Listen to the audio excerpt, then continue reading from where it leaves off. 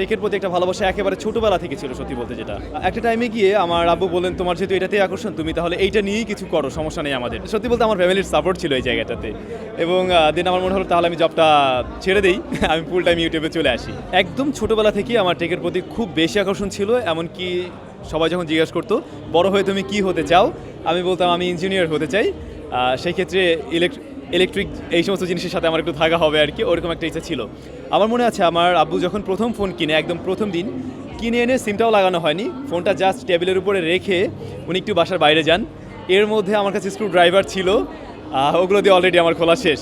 So ছোটোবেলা থেকে আমি একটু ডিআইওয়াই নিয়ে কাজ করতাম, ডু ইট ইয়োরসেলফ। তো ওই একটা ভালোবাসা ছিল, সেই জায়গা থেকে আসা। এরপরে যেটা হয় 2017-18 দিকে আমি দেখলাম যে মানুষজন তখন অ্যান্ড্রয়েড ফোন মানে পাচ্ছে মোটামুটি, ওগুলোর প্রতি একটু ইন্টারেস্ট বেশি। আর এটিসি খুব ভালো করছে, সোহাগ ভাই ওনারা ভালো করছেন।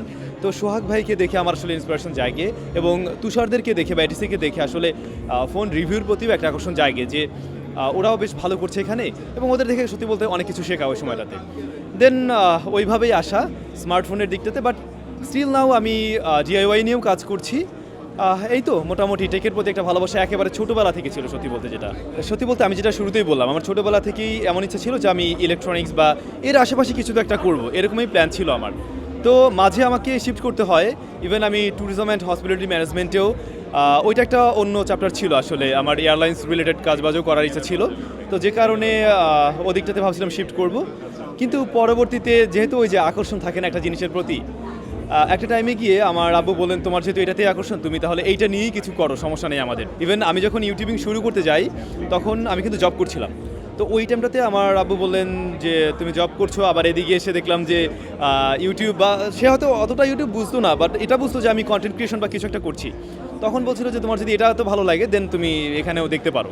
মানে সত্যি বলতে আমার ফ্যামিলির সাপোর্ট ছিল এই জায়গাটাতে, এবং দেন আমার মনে হলো তাহলে আমি জবটা ছেড়ে দিই, আমি ফুল টাইম ইউটিউবে চলে আসি। এখন কত আছে এটা তো ওইভাবে কাউন্ট করা নেই, বাট অনেক বেশি। যখন শুরু হয় তখন জাস্ট মোবাইল ফোন ছিল, বয়া M1 একটা ছিল, মাইক্রোফোন ছিল, যেটার দাম বোধহয় 800 টাকা বা 700 টাকা দিয়ে কিনেছিলাম, আর একটা ফোন ছিল এরকম। পরবর্তীতে একটা ক্যামেরা কিনি আস্তে আস্তে করে, নিজের ফোনটা বিক্রি করে দিয়ে আবার ক্যামেরা কিনি, এভাবে শুরু হয়। আমি আসলে ফ্যামিলি থেকে টাকা নিয়ে কিছু করিনি, ওই আমার টুকটাক যা ছিল সেটা দিয়ে শুরু করছিলাম। এই মুহূর্তে দেখা যায় যে আমাদের যে ক্যামেরা গিয়ার্সে আছে সেটাই হয়তো 15-16 লাখ টাকার উপরে চলে যাবে, লেন্স বা ওগুলো দিয়ে। খুব স্বাভাবিক, কারণ আসলে ওই কোয়ালিটিটা মেনটেন করতে হচ্ছে। স্যামসাং টিমটা এখন অনেক বড়, সো আমরা শুধুমাত্র যে এখানে টেক রিভিউ করবো এরকম জায়গায় না, আমাদের প্ল্যান আরও অনেক বড় রয়েছে।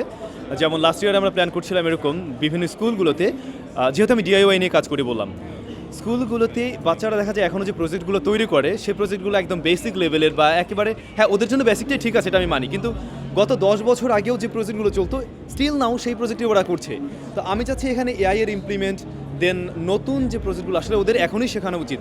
বাইরের কান্ট্রিতে একটা ক্লাস 4-5-এর বাচ্চাকে এআই টিচিং দেওয়া হচ্ছে, যেখানে আমি নিজেই পারি না এআই ব্যবহার করতে, টু বি ভেরি অনেস্ট, মানে একদম ওই লেভেলে তো পারি না। তো সেই জায়গাটা আমার প্ল্যান আছে নেক্সট টাইম, হয়তো স্কুল ওয়াইজ এই ধরনের কোনো প্রজেক্ট আমার করার আসলেই প্ল্যান আছে। এটা একটা জায়গা, প্লাস স্যামসাং একাডেমি নামে একটা একাডেমিও আমরা ক্রিয়েট করেছি, হয়তো ওখানেও আমাদের এই ধরনের কোনো বিষয় আসবে যেখানে আমরা লার্নিং কোনো বিষয় রাখবো আর কি।